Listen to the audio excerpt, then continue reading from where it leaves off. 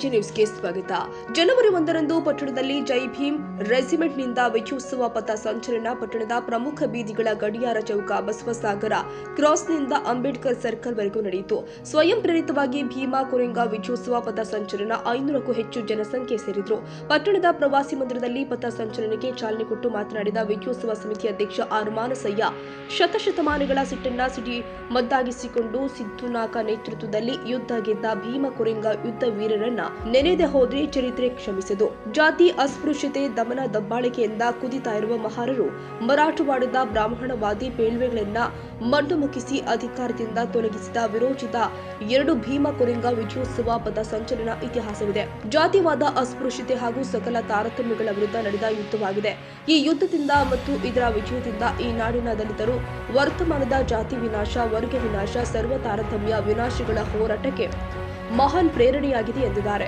ಈ ಸಂದರ್ಭದಲ್ಲಿ ಮುಖಂಡರು ಆದ ಎಚ್.ಎನ್. ಬಡಿಗೇರ, ಎಚ್.ವಿ. ಮುರಾರಿ, ಪಾಮಯ್ಯ ಮುರಾರಿ, ಪ್ರಭುಲಿಂಗ ಮೇಗಳಮನಿ, ದಾನಪ್ಪ ಮಸ್ಕಿ, ನಿಂಗಪ್ಪ ಪರಂಗಿ, ಶರಣಪ್ಪ ಹುನಕುಂಟಿ, ಸಂಜೀಪ ಚಲವಾದಿ, ಆದೇಶ ನಗನೂರು, ಶಿವಪ್ಪ ಮಾಚನೂರು, ವಿಶ್ವಕ್ರಾಂತಿ ಗೆಜ್ಜಲಘಟ್ಟ, ಚಿದಾನಂದ, ಶರಣಪ್ಪ ಶಾಲಿ, ದುರ್ಗಪ್ಪ ಅಗ್ರಹಾರ ಸೇರಿ ನೂರಾರು ಕಾರ್ಯಕರ್ತರು ಉಪಸ್ಥಿತರಿದ್ದರು. Mallareddappa, H. Doddamani, AG news.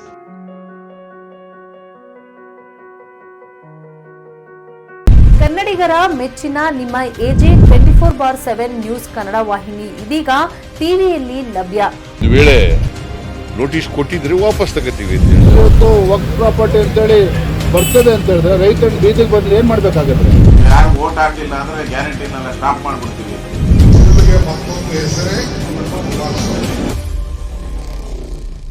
Karnataka ಮತ್ತು ದೇಶ ವಿದೇಶ 360 ಡಿಗ್ರಿ ಸುದ್ದಿ ಹಾಗೂ ಉತ್ತರ ಕರ್ನಾಟಕ, ಬೆಳಗಾವಿ, ಬಾಗಲಕೋಟೆ, ಧಾರವಾಡ, ಹಾವೇರಿ, ಗದಗ, ಬಿಜಾಪುರ ಜಿಲ್ಲೆಯ ಕ್ಷಣ ಕ್ಷಣದ ವಿವರವನ್ನ ಪಡೆಯುವುದಕ್ಕೆ ಎಜೆ 24/7 ನ್ಯೂಸ್ ಕನ್ನಡ ವಾಹಿನಿಯನ್ನ ಲೈಕ್ ಮಾಡಿ, ವಿಡಿಯೋಗಳನ್ನ ಶೇರ್ ಮಾಡಿ, ಕಮೆಂಟ್ ಮಾಡುವ ಮೂಲಕ ನಮ್ಮ ವಾಹಿನಿಗೆ ಸಹಕಾರ ನೀಡಿ ಮತ್ತು ಚಾನೆಲ್ ಅನ್ನ ಸಬ್ಸ್ಕ್ರೈಬ್ ಮಾಡಿ. ಧನ್ಯವಾದಗಳು.